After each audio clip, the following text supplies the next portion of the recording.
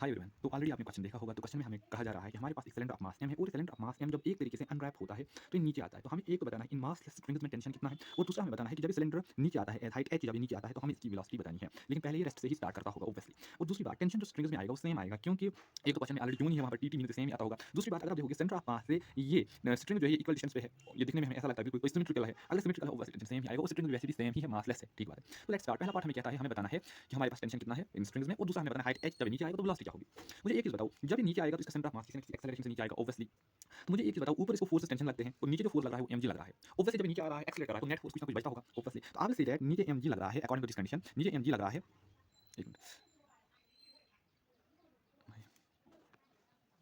ये ब्लर क्यों आ रहा था अभी तक। नीचे mg आ रहा है माइनस हम करेंगे 2 टाइम्स टेंशन। टेंशन ऊपर जा रहा है, it must be equal to as m into a isn't it like this absolutely. तो ये हमारे पास इक्वेशन फिलहाल के लिए होगा। देखो मैं एक चीज आपको बताऊंगा, ये नीचे आ रहा है, नीचे आ रहा है ना। तो मुझे एक चीज बताओ, ये एक्सिस है जिसकी अराउंड ये रोटेट कर रहा है, इस एक्सिस के अराउंड रोटेट कर रहा है ऑब्वियसली। अगर इस एक्सिस के अराउंड रोटेट कर रहा है आई नो दैट कि mg फोर्स जो है एक्सिस से पास हो रहा है ऑब्वियसली, एक्सिस से पास हो रहा है तो इसकी वजह से कोई भी टार्क नहीं आने वाला। लेकिन टेंशन जो है ना ये पेरीफेरी पे लगता है। अगर टेंशन पेरीफेरी पे लगता है तो at a perpendicular distance of radius r ये टेंशन फोर्स लगता है। समझाता हूं कैसे टेंशन की वजह से टार्क आएगा, mg की वजह से टार्क नहीं आएगा। तो हम ये व्यू देखिए, फ्रंटल व्यू। तो ये अगर फ्रंटल व्यू है तो इस एक्सिस के अराउंड ये घूमते हैं ऐसे, ओके, इस एक्सिस के अराउंड ये रोटेट कर रहे हैं। तो मुझे एक तो टेंशन जो है ना वो यहां से लग रहा है, okay, so this is tension, यहां से टेंशन लग रहा है। लेकिन mg जो है वो यही से लग रहा है, mg यही से लग रहा है। So mg is passing through the axis, so इसकी वजह से टार्क वार्क नहीं आने वाला, ओके। लेकिन टेंशन की वजह से आएगा क्योंकि टेंशन जो है ना ये एक्सिस से at a perpendicular distance of r है। तो ये थोड़ा समझाया ताकि आपको समझ आएगा टेंशन क्यों, टेंशन की वजह से टार्क आ गया और परपेंडिकुलर डिस्टेंस कौन सी थी, तो मैंने थोड़ा समझाया।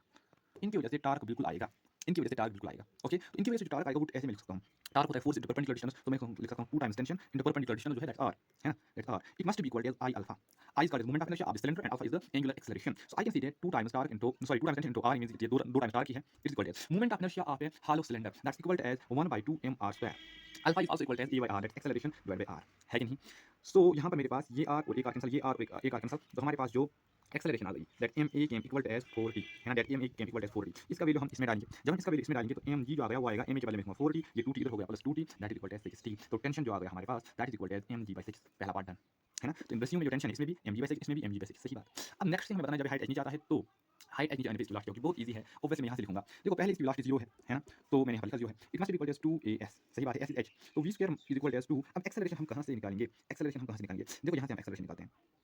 acceleration is equal to 4t divided by m, isn't 4t divided by m। t के बदले में क्या डालूंगा, mg by 6, so it must be equal to as यहाँ से mg by 6 डालेंगे m cancel, so it is equal to as 2 by 3 rg, 2 by 3 rg, 2 by 3 rg into h। तो v must be equal to as, v must be equal to 2 बाहर आएगा, 2 बाहर आएगा, ये आएगा g h by 3, है ना। तो हमारे पास सॉरी ये v है क्योंकि रूट को मैंने कर लिया, तो v is equal to this। so this is the answer to this question, okay। ऐसी भी प्रॉब्लम है।